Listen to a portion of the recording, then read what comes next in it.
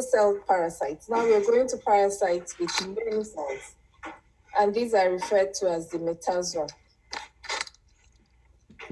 By the end of today's discussion, you should be able to classify roundworms that are of significant importance in humans, and to be able to list the general features of these worms. Why do you say these are roundworms? And then we're going to discuss specific examples in terms of transmission and life cycle, how you make a diagnosis, and how you can prevent and control. So when we talk of helminths or worms, there are certain features that makes us to classify them as such. So these are invertebrate organisms. And when we look at the morphology, some of them tend to have elongated cylindrical bodies, or they have a dorsoventrally flattened body, like you have a leaf. When they develop, they have characteristic stages of development. It starts from a matured egg, which undergoes different stages of larval development. There are 4 larval stages before a worm can become an adult worm. So you have the egg, you have the L1, L2, L3, L4 larva, then you have the adult worm. The adults are the sexually matured variant of the developing organism. In terms of reproduction, some worms have both the male and the female gamete within a unit. So we refer to them as hermaphrodites. Some other species have separate male and female sexes, so we refer to them as bisexual species. For most helminths that are of medical importance, they tend to be endoparasites. They are found within the host system. Now, let me add that we refer to a skin condition as ringworm. Ringworm is not actually due to an helminth, but it's due to a fungal agent. Okay? Although the name says ringworm, it is not caused by a worm. Let's move on to classification of helminths. Broad classification based on the morphology leads to the division of worms into subphyla Nematelmithes and Platyhelminthes. You can also refer to them as nematelminths or platyhelminths. When we say nematelminths, we are referring to all of them roundworms. Like I said, the morphology, the gross morphology of the worm, as you can see, the body looks roundish like you have an earthworm, right? We've all seen earthworms before. So this is an example of a nematelminth. This is another example of a nematelminth. So what are the features? The cylindrical body. If you cut them in cross-sectional plane, they look roundish in cross sections. They tend to be bisexual, that is, you have separate male and female worms, and you need the two for fertilized eggs to be produced. Unlike the flatworms, the roundworms have a complete canal. They can actually feed, digest, and pass out waste products through the anus. And this is because of the morphology of these worms. They are roundish, so they don't have enough surface area to absorb nutrients. So they actively feed and digest food and pass out waste products through an anus. In terms of location, we can find roundworms in the intestine. So we have GI roundworms, and we have those that have a predilection for subcutaneous tissue. So we can have tissue roundworms. With the platyhelminths, the common non-scientific name is to say they are flatworms. And you know what flat means in English. So when you look at these worms, the gross morphology, they are flattened dorso-ventrally. You know what that means? They are flattened worms. They exist as hermaphrodites. So the reproductive units, the male and the female, are contained within either a segment, if it's a segmented worm, or within the entire organism, if you have unsegmented worms. Unlike the roundworm, because of their flattened morphology, they have a wider surface area for absorption of nutrients in the host. As a result, they don't have a complete alimentary canal because they don't need it. They don't need to actively feed and digest food because they depend on the host to digest the food and they are just there absorbing the digested nutrient. Is that clear? So they don't really have a well-defined alimentary canal. In terms of, please, for the people online, can you mute yourselves? Thank you. Now, in terms of the morphology of the worms, they can exist as long segmented forms, which we refer to as the cystodes, or you can have unsegmented worms, which we refer to as the trematodes. Now, for most cystodes, you may find them in the GI. For the trematodes, they tend to go for tissues or blood vessels. Now, these are examples that we're going to discuss, although not all the organisms. So organisms such as Ascaris, Lumbricoides, Trichuris, Trichuria, Enterobius vermicularis, these are found within the gastrointestinal tract.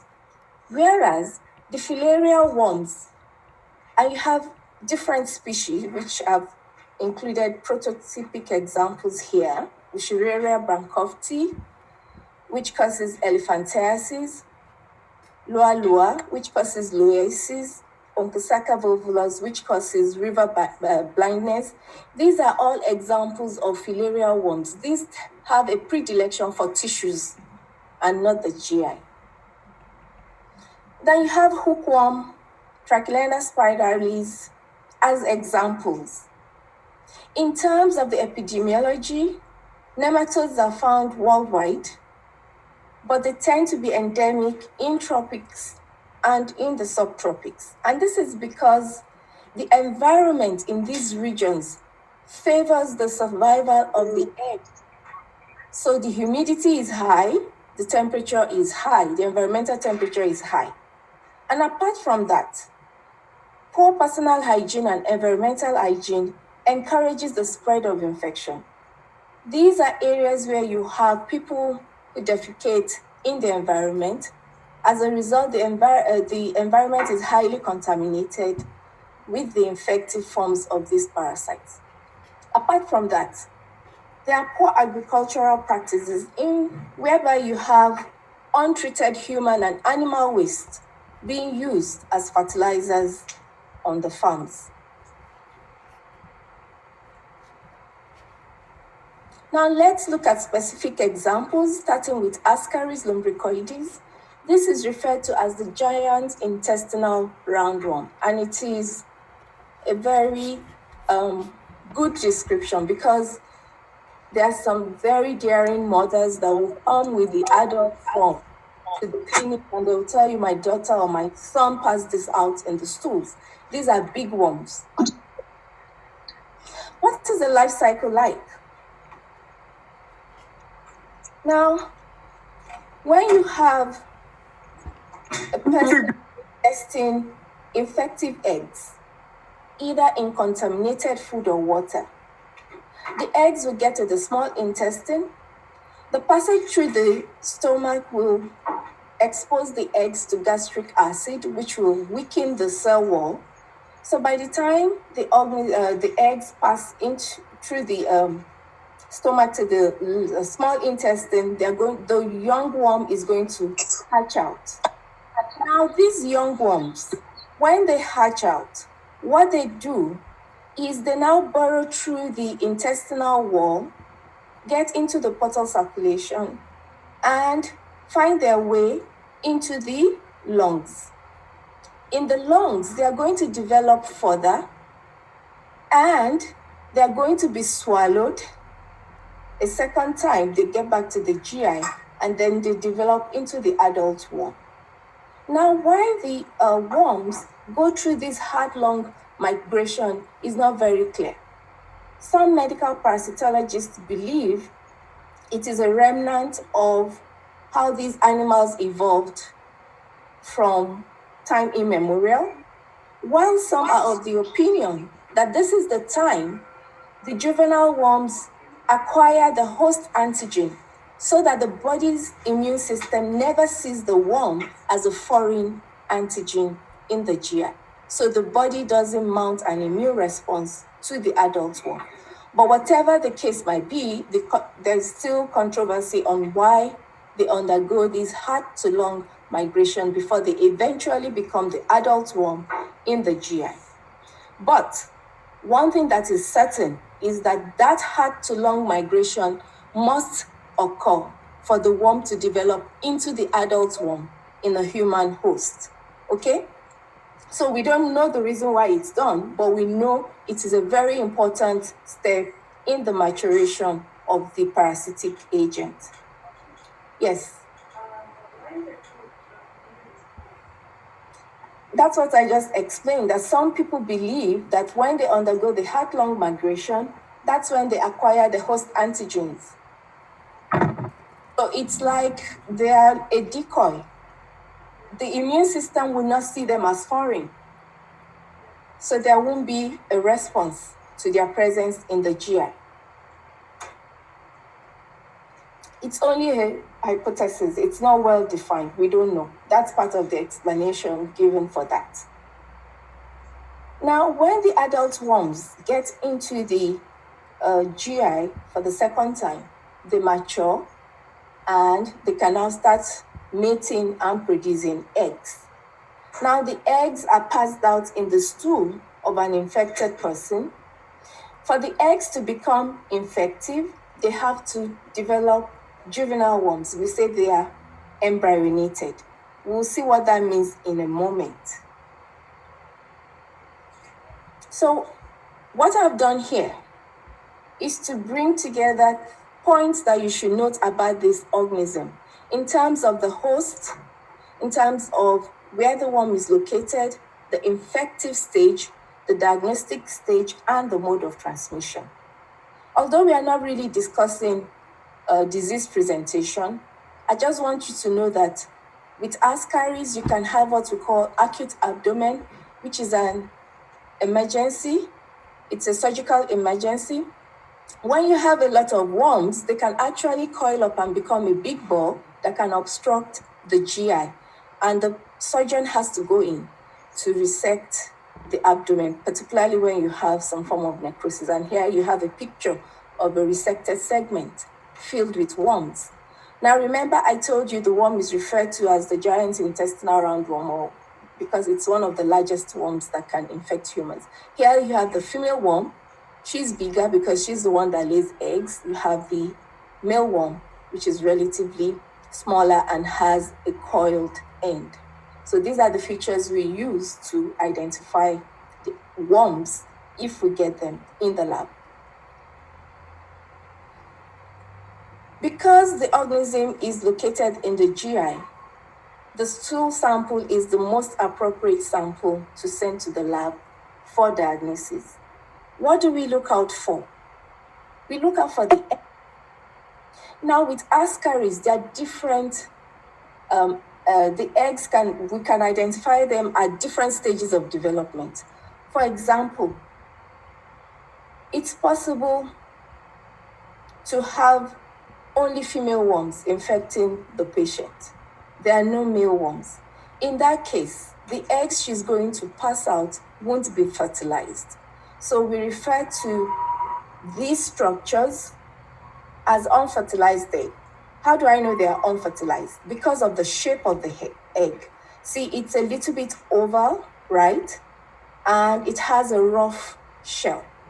So we look out for this in the patient's stool sample to make a diagnosis of Ascaris infection. Now, it doesn't matter whether the egg is fertilized or not. The mere fact that we can find the egg in the patient sample suggests that the patient is infected. Is that clear? We can also have eggs that are fertilized. Once they are fertilized, the morphology changes. It becomes roundish more than being oval, which is what you have here with unfertilized egg. With the fertilized egg, you can see that the change has occurred in the shape. It's roundish now. And you have a thick layer, we call it laminated, which is a protective layer. It protects the egg in the environment, prevents it from drying up, and if there is moisture, it keeps the egg viable for a longer period of time. Apart from fertilized eggs, we can also actually identify eggs that have the young worm developing, the larval worm, as you can see. So this is an infective egg. This is not infective until it develops the young worm. Is that clear? So we talk of embryonated eggs. We have fertilized non-embryonated. The fertilized non-embryonated is not infective. The fertilized embryonated is infective. Are you following? At times, the patient may pass out the adult worm. Okay? So the worms are actually brought to you in the clinic. If that happens, you should submit that worm to the lab for identification. At times, patients may come in for another evaluation that is not related to a GI examination. For example, a patient going for imaging studies that requires ingestion of contrast medium.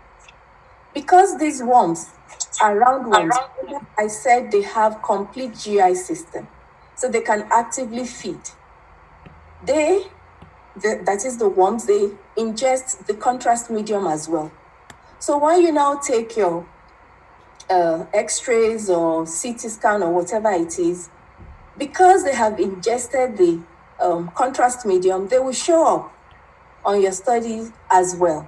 So you will actually find part of the contrast medium in the worms. And then that may be the first time that you're going to make the diagnosis that the patient is infected. So in that case, you have to send the patient to the lab for stool examination as well.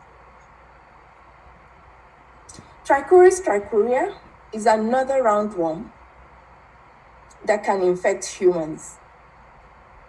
Now, infection occurs when eggs are passed from an infected individual indiscriminately in feces in the environment. The egg at the time of being passed out from an infected individual is unembryonated. In the environment, due to moisture and temperature, these eggs will develop until the embryo is formed. The embryonated egg, again, is the infective stage of the parasite. When these are ingested in contaminated food and water, then the life cycle continues. How do you make a diagnosis? You can send in, okay, before we go on to diagnosis, in terms of the definitive host, humans are the definitive host. This is what the adult worm looks like, okay? That's why it's called a whipworm, because of the appearance of the adult worm. It's found in the large intestine, and the infective stage again at the embryonated eggs. We look out for the eggs or the adult worm if we get it in the stool sample, and the mode of transmission is ingestion of contaminated food. So how do you make a diagnosis? Stool samples can show the characteristic egg. Why do we say this is characteristic? Unlike the unfertilized egg of Ascaris lumbricoides, you can see that the cell wall is relatively smooth, right? It's not rough. like that of the unfertilized egg of Ascaris. Apart from that, these two structures, which we refer to as polar plugs, are highly indicative of Trichuris trichuria. So you have what we call the bipolar plugs. This is not present in the eggs of Ascaris. Are you following? So we look for these barrel-shaped eggs with smooth shell and bipolar plugs to make a diagnosis of Trichuris trichuria. At times, when you perform endoscopy, for some other reason, you may actually see the adult worm within the lumen of the intestines. Enterobius vermicularis is another worm that we're going to discuss. Now, this worm is a little bit different from Ascaris and Trichuris that we just discussed. And the reason is this. When the female worm, the gravid female worm, is ready to lay eggs, she crawls out of the GI and comes to the perianal skin at night to lay her eggs. So unlike Ascaris and Trichuris, with Enterobius vermicularis, there is intense anal itching, particularly at night and in children. So when you find a child doing this often, that could be highly suggestive of infection with Enterobius vermicularis. Now, when she lays her eggs, she crawls back into the GI. Okay? So it's just a crazy one. And on the skin of the perianal region, these eggs will become embryonated within hours. So at times, you may have the juvenile worms crawling back into the anal, into the GI, or you can have the eggs transferred on the fingers that were used to scratch the perianal region into the mouth. Okay? Apart from that, because the eggs are laid on the perianal skin, these eggs may be shed on the bed linen. So when you come around in the morning and you're busy, trying to make the bed and you're flipping the bed sheet up and down, you may actually be dispersing these eggs into the air and you're going to breathe them in. And breathing them in is as good as swallowing them because they eventually find their way into the GI. Remember that we have the mucociliary clearance mechanism in the lungs. So if you inhale the eggs, the mucociliary mechanism is going to bring them up. You're going to swallow it. So they find their way to the GI. So these are ways by which this organism may be acquired. So the adult one looks like this. And because it's so tiny, that's why it's called a pinworm. Humans are the definitive host. They're found in the large intestine. The infective stage are the embryonated eggs. And diagnostic stage, unlike what we did with other GI roundworms, we don't send in stool sample to make a diagnosis. You send in a preparation that we refer to as the Scotch tape preparation. And what does that mean? This is how to collect samples for the diagnosis of Enterobius vermicularis. So you have to apply the adhesive surface of a Scotch tape to the perianal region because we know that the worm does not pass the eggs within the GI. So if you send in stool sample, we are not going to see anything. Is that clear?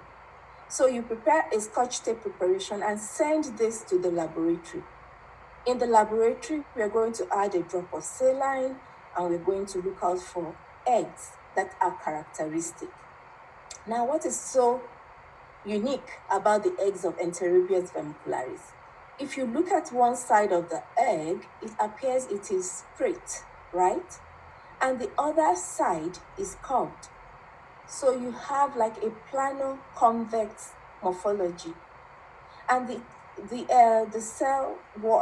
egg wall is smooth. Okay, so this is diagnostic of Enterobius vermicularis. This is a picture of the adult worm coming out to lay eggs on the perianal skin. They're going to crawl back into the GI once they are done. And that's why you have intense itching associated with this condition. Hookworm is another roundworm that is of medical significance. It's associated with iron deficiency anemia in areas where it is highly endemic.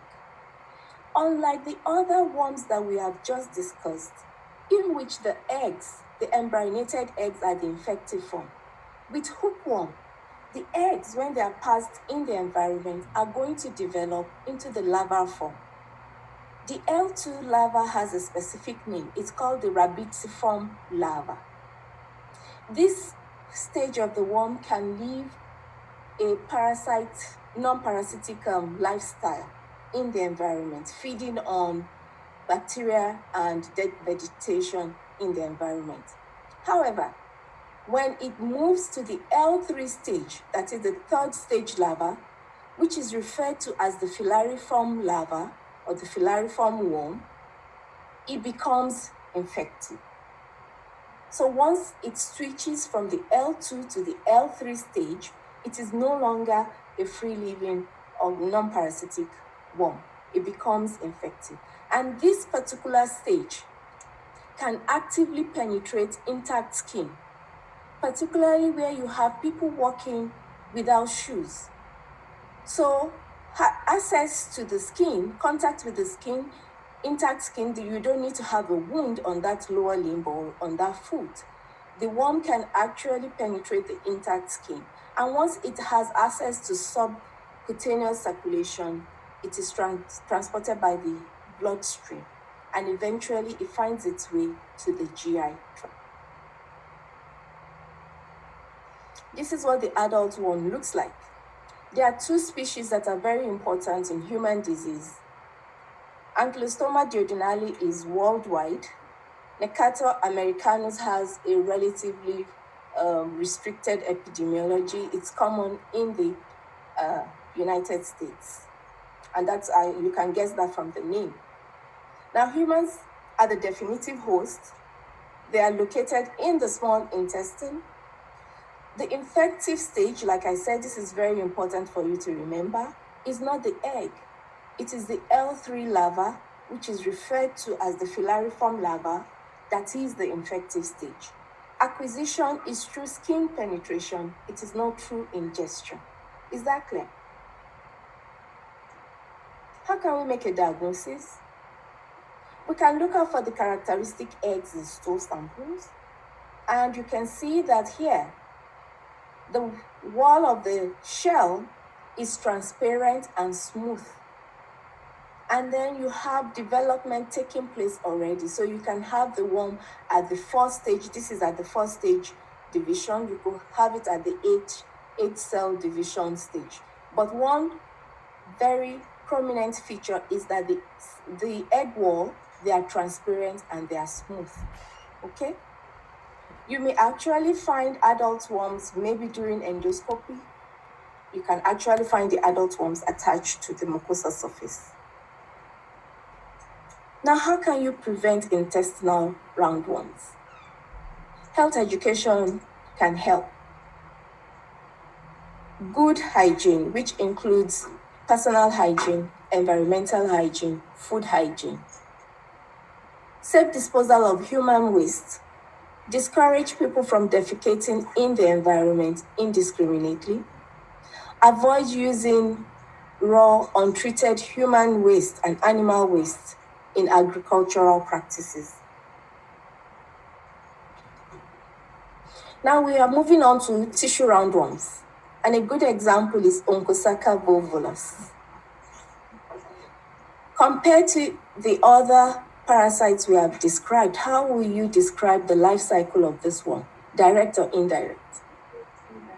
Indirect. Why? There are two organisms involved in the life cycle and transmission. So what happens? The vector of this worm is the black fly of the genus Simolium. Now they come for a blood meal, and in the process of taking the blood meal, they introduce the L3 larva into the skin through the bite wound. Now these worms will now localize within the subcutaneous tissue, mature sexually, and they start mating within the subcutaneous nodule, and the female worm starts to produce the microfilaria. Now, unlike other worms that lay eggs, with Onchocerca volvulus, once fertilization takes place, the eggs are going to hatch within the female body. So what she actually releases at the end of the day are the juvenile worms. These are referred to as the microfilaria. Now, in terms of the clinical disease and signs and symptoms associated with this infection, it's usually due to these microfilaria that are produced, because they are the ones that are released into the bloodstream and they can migrate all over the place and start causing infection, because the immune system picks them up as foreign antigens and the body starts to produce an immune response against them. So if they wander into the eyes, you're going to have some form of keratitis. When they are under the skin, there's some form of dermatitis. So wherever they are, the immune system reacts to their presence. Now, these microfilaria are the form that the black fly, uninfected black fly, will pick up when it comes for a blood meal. Now, when this immature larva form is picked up, it's going to develop through the L1, L2, L3 larval stages within the black fly. Eventually, the L3 larva stays within the salivary glands of the black fly, and when such a black fly goes for another blood meal, the L3 larvae are released into the skin of the host. So how can you make a diagnosis? Okay, so these are just features that you should pay attention to. Unlike the other roundworms, regarding hookworm and Onchocerca volvulus, which are tissue worms, the L3 larvae are the infective form. How can you make a diagnosis? Now, remember that these are not GI worms, so the stool sample will not help you. But the microfilaria may be found in the blood. So you can send in blood samples and we can look out for the microfilaria. Here you have a thick blood film showing the worm, the microfilaria, in the patient sample. Okay?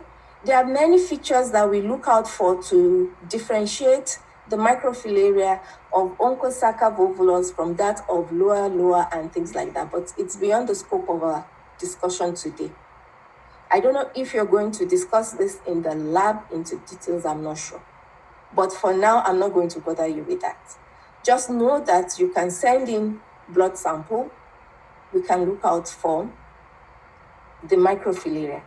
Now, regarding Onchocerca volvulus, there is something we refer to as periodicity when we collect blood samples for analysis.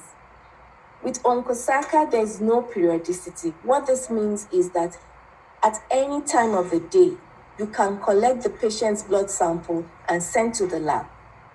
Whereas, with an agent such as loa, the microfilaria are only found within the day, afternoon period, because that's when the insect vector actively feeds. So the parasites are found within the daytime. If you think a patient has infection due to loa, and you're sending in the sample at night or in the evening, we're not going to see anything because the microfilaria comes out only during the daytime. Okay? With Onchocerca, you can collect the sample at any point in time in the day, within the day, in the evening, it's okay. Another thing that we can do is what we call a skin snip. Now, what a skin snip means is that you look at these are what we call subcutaneous nodules. These are where you have the adult worms actively producing microfilaria. The adult worms don't move around. It's only the microfilaria that do so. So when you have nodules like this, and we are in an endemic area for these parasitic agents, what you can do is to gently lift the skin off the top of this nodule and use a sterile blade to cut off that skin. You have to cut it such that you don't get to the subcutaneous vessels. So if there is blood, then you can't send that sample to the lab. You should not have any blood. So that's the skin snip, as opposed to a biopsy. So when you send in the skin snip and we mount it under the microscope, these microfilaria, we can actually see them coming out from the skin snip. So we can see them as transparent worm-like structures that are actively motile. What you can also do is to collect a biopsy of the skin nodules, and we can demonstrate the adult worms in these nodules. How can you prevent and control roundworms? Again, health education is very important. Prevent the vectors from biting you by sleeping under a mosquito net, having nettings on the windows at home, avoid areas where you have the vectors, or protect yourself if you're going to go into such areas. You can also control the vectors using insecticides. You can have mass insecticide application to areas where you have the vectors in high numbers. If you get a patient with symptoms and signs highly suggestive of microfilariasis, you must treat them actively, because if you treat the index patient and there are no longer microfilaria present in the blood, then if they get exposed to the bite of a black fly, there's nothing for the fly to pick up. So it's like you've broken the life cycle chain. So prompt treatment is very important in endemic areas. Any questions? All is clear? Very good.